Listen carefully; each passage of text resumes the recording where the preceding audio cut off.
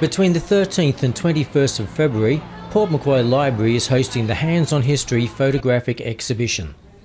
The display is part of the NSW Seniors Festival and is organised by the Port Macquarie Hastings Council and the Port Macquarie Dementia Friendly Steering Committee.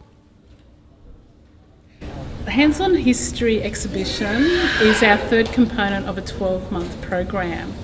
It's called 4 Seasons in One Dementia Friendly Year.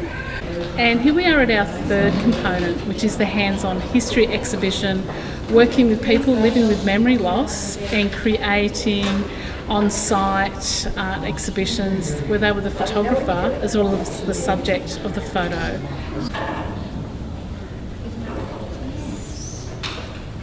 Council received $15,000 funding from Dementia Australia to develop a dementia-friendly communities project. We really punch above our weight with the number of people living with memory loss in our community, and we really want to normalise and include people living with memory loss as part of our, community expression, and that they're part of everything that we do.